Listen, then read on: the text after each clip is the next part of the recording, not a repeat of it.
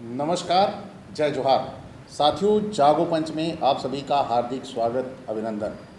साथियों, जागो पंच लगातार आपके लिए अंधविश्वास और पाखंड को खत्म करने के लिए पौराणिक कथाओं का सहारा लेता है और उन पौराणिक कथाओं को आपके बीच में पढ़कर सुनाने का काम करता है। तो साथियों, जागो पंच आज आपके लिए एक बड़ी ही बेहतरीन पौराणिक कथा लेके आया है जिसका नाम है अग्नि पुराण।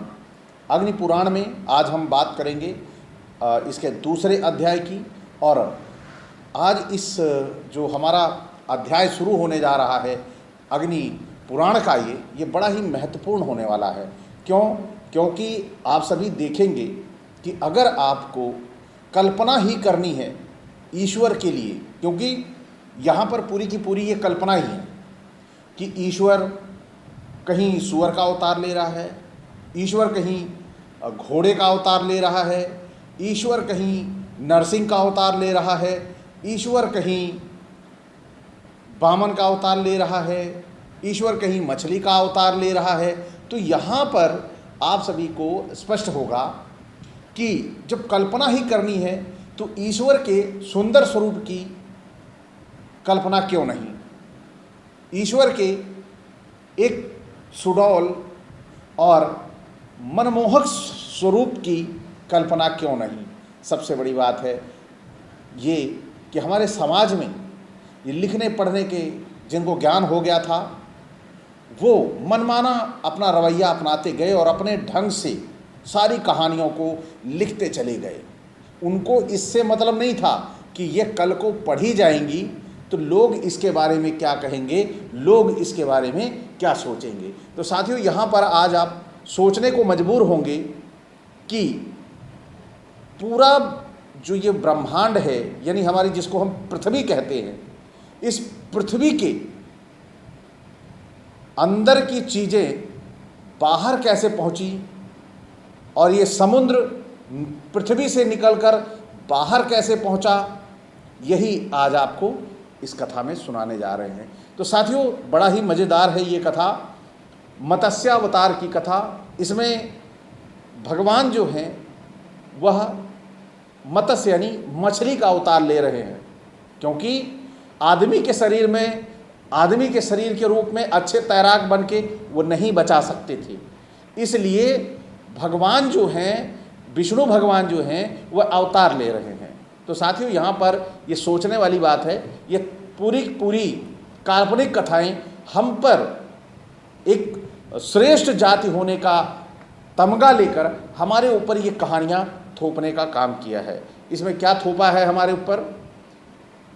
जबरन ईश्वर जो है वो मछली का अवतार लेगा, सूअर का अवतार लेगा, तरह तरह के अवतार लेगा। लेकिन आज यहाँ पर हम बात करेंगे मत्स्य अवतार यानी मछली के अवतार की।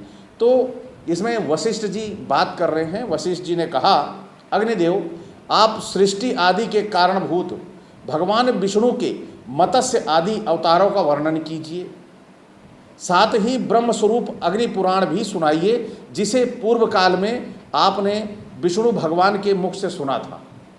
जो विष्णु भगवान ने आपको सुनाया था वह हमें सुनाइए।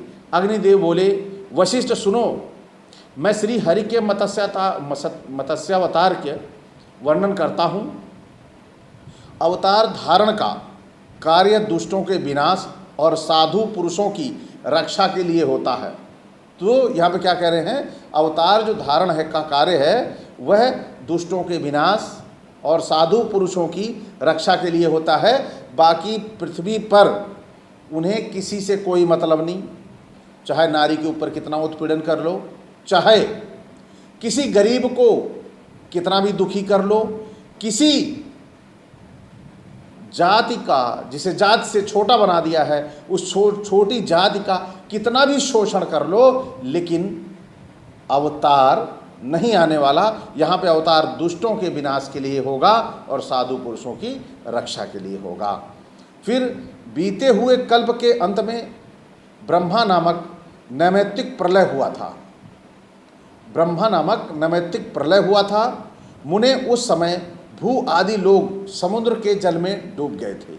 यानी जो प्रलय हुआ था, उस प्रलय में भूलोक यानी जो जमीन है वह समुद्र के जल में डूब गए थे, पूरी तरह से डूब गए थे। और वैवस्त्र मनु भोग और मोक्ष की सिद्धि के लिए तपस्या कर रहे थे। एक दिन जब वे कृतमाला नदी में जल से पितरों का तर्पण कर रहे थे, उनकी अंजलि के जल में एक बहुत छोटा सा जो है मत्स्य आ गया, यानी मछली आ गई। राजा ने उसे जल में फेंक देने का विचार किया। तब मत्स्य ने कहा, महाराज मुझे जल में ना फेंको, यहाँ ग्रह आदि जल जंतुओं से मुझे भय है। यानी जो मत्स्य अवतार विष्णु जी ने लिया था, उन विष्णु जी के अवतार को उन्हें उस ऋषि पर भरोसा हो गया था, ये मुझे नहीं मारेगा। लेकिन जो अंदर जीव जंतु थे उन पे भरोसा नहीं था कि वो मार डालेंगे, उनके लिए ग्राह्य बन जाएंगे, खतरा बन जाएंगे। लेकिन वह खतरा नहीं थे जो वहाँ पर ऋषि थे। तो उनसे कहा कि मुझे वहाँ खतरा है, मुझे जल में ना फेंको। फिर यहाँ ग्राह्य आदि जल जंतुओं से मुझे भय है, जो जल में बड़े जीव जंतु हैं उनसे डर है। यह सुनकर मनु ने उसे अपने कलश के जल में डाल दिया। मत्स्य उसमें पड़ते ही बड़ा हो गया और पुनः मनु से बोला, राजन मुझे इससे बड़ा स्थान दो। अब यहाँ पर देखिए, मछली जो है वो मनु से बात कर रही है। आज हमारे पृथ्वी पर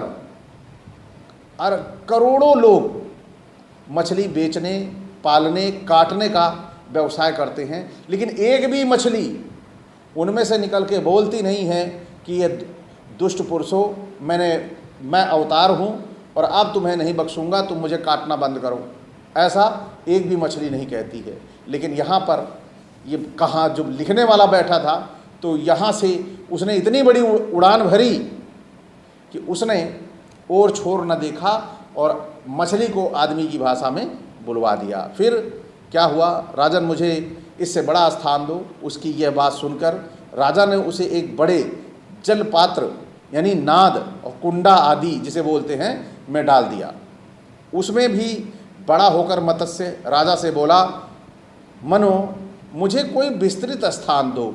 जब उन्होंने पुनः उसे सरोवर के जल में डाला, किंतु वहाँ भी बढ़कर वह सरोवर के बराबर हो गया और बोला, मुझे इससे बड़ा स्थान दो।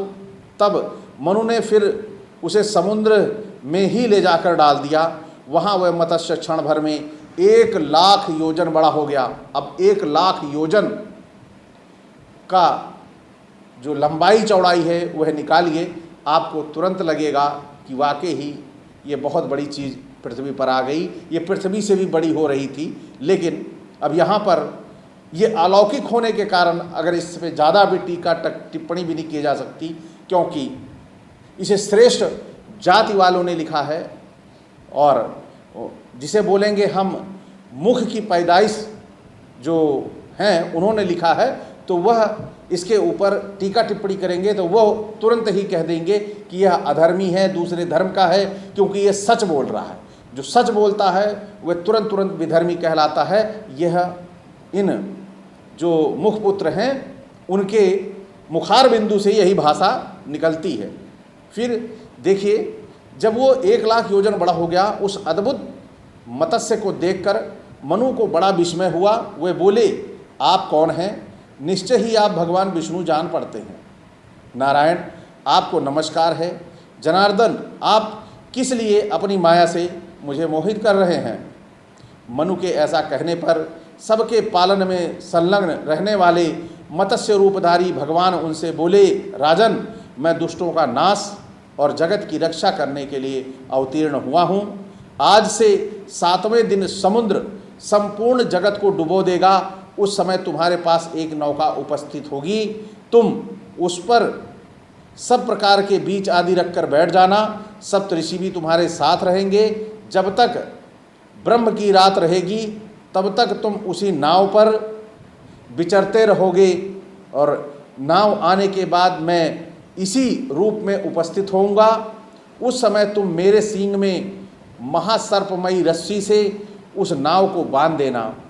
ऐसा कहकर भगवान मत्स्य अंतर्ध्यान हो गए और वैवस्त्र मनु उनके बताए हुए समय की प्रतीक्षा करते वहीं रहने लगे। जब नियत समय पर समुद्र अपनी सीमा लांघ कर बढ़ने लगा, तब वे पूर्वोक्त नौका पर बैठ गए। उसी समय एक सींग धारण करने वाले सुवर्ण में मत्स्य भगवान का प्रादुर्भाव हुआ। यानी वही जो मत्स्य भगवान, उनको मछली जो वहाँ पर बड़ी हो गई थी, समुद्र में लेके गए, वो बड़ी हो गई, और जब वो जन्म ली थी तो उनके कमंडल में अपनी जान बचाने के लिए आ गई थी। और आज वही जो उनके कमंडल से होते हुए इनके तालाब और नदी और उसके बाद समुद्र तक का जो सफ़र हुआ वो बचाने का, तो वहाँ पे वो लौट के आकर अब इनको बचा रही है। पहले उन्होंने उसको बचाया। तो अब देखिए यहाँ पर उसका विशाल शरीर 10 लाख योजन लंबा था। अब पृथ्वी की गणना आप निकालिए, 10 लाख योजन, यानी पृथ्वी से बाहर की चीज़, पृथ्वी की चीज़ नहीं। तो अब 10 लाख वो पृथ्वी से आर पार कर रही थी, पृथ्वी के बाहर थी वह मछली। सोचिए, पृथ्वी के बाहर ना या पानी जा सकता है, जो पृथ्वी पर पानी है, समुद्र है, वो पृथ्वी के बाहर नहीं जा सकता। लेकिन यहाँ 10 लाख योजन जो पानी है उसको पार कर गया वह मछली, और यह समुद्र सब भर के पूरा पार हो गया। पूरी पृथ्वी जल में हो गई, और जो ब्रह्मांड में पृथ्वी जो गोल गोल घूमा करती है, और उस ब्रह्मांड के बाहर भी पानी पूरा हो गया। अब आप समझिए, गजब की लीला है लिखने वाले की, कैसी कल्पना की उड़ान है कि इतनी खतरनाक सोच किसकी हो सकती है। आइए फिर चलते हैं आगे पुस्तक की ओर। मत्स्य भगवान का प्रादुर्भाव हो गया। उनका विशाल शरीर 10 लाख योजन लंबा था। उनके सींग में नाव बांधकर राजा ने उनसे मत्स्य नामक पुराण का श्रवण किया, जो सब पापों का नाश करने वाला है। मनु भगवान मत्स्य की नाना प्रकार के स्रोतों द्वारा स्तुति करते थे। प्रलय के अंत में ब्रह्मा जी से वेद को हर लेने वाले हयग्रीव नामक दानों का वध करके भगवान ने वेद मंत्र आदि की रक्षा की। तत्पश्चात 12 कल्प आने पर श्री हर ने कच्छप रूप धारण कर लिया। अब यहाँ पर भगवान देखिए, विष्णु जी बेचारे जो भी अवतार लेते थे, यह मानव रूप में आके कुछ नहीं कर पाते थे। मानव रूप में आने के लिए उनको कुछ ही अवतार है, लेकिन ज़्यादातर यह अवतार जानवरों के रूप में ही लेते थे। इनको जो मानव का शरीर है, यह सुंदर शरीर बिल्कुल पसंद नहीं था। ये इसलिए कभी ये कछुआ अवतार ले लेते थे, कभी मछली अवतार ले लेते थे, कभी नरसिंह अवतार ले लेते थे। ऐसे ऐसे तरह तरह के अवतार ये लेते रहते थे। कभी सुअर अवतार लेते थे। तो ये जो अवतार काल्पनिक सब हुए हैं, ये कोई सुप्रीम पावर के अवतार नहीं है, ये कोई विष्णु के अवतार नहीं है। यदि वह सर्वश्रेष्ठ पूरे ब्रह्मांड का मालिक है, तो ये ब्रह्मांड के मालिक का काम नहीं है, ये काम किसी बिचौलिए का है। बीच में जो बंदा बैठा हुआ है, ये जो हम लोगों के बीच में बंदा बैठा हुआ है, जो हमें भगवान से मिलाता है, भगवान की बात हमसे करता है, और यह हर तरह की जो बातें खुद कहता है वो सत्य होती हैं। लेकिन कोई जब इनकी श्रेष्ठ जाति यानी जो मुखपुत्र हैं, मुखपुत्रों से हटकर अगर कोई बोल देता है, तो निश्चित तौर पर वह अधर्मी और खंडित होता है। उसको बोलने का अधिकार नहीं है, ना ही उसे धर्म के बारे में कुछ कहने का अधिकार है। इसीलिए अगर ईश्वर है तो निश्चित तौर पर सभी समान हैं, और अगर असमानता है तो इसका मतलब है ईश्वर नहीं है। यहाँ पर किसी ने घालमेल की है। यही बातें हमें हमारे लिए समझने की हैं। तो ये हमारे बीच में ये घालमेल कौन कर रहा है? ईश्वर होता तो हमारे साथ ये घालमेल ना होता।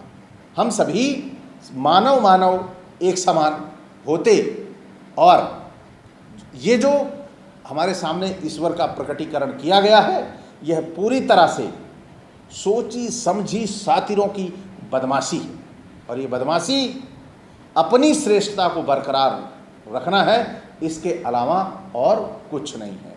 तो साथियों, आज का ये वीडियो कैसा लगा अच्छा लगा हो तो लाइक करें, साथ ही जो नए साथी देख रहे हैं सब्सक्राइब करना ना भूलें और बेल आइकन की घंटी दबा लें, जिससे हमारे वीडियो का नोटिफिकेशन आपको त्वरित गति से मिल जाए। इसी के साथ विदा।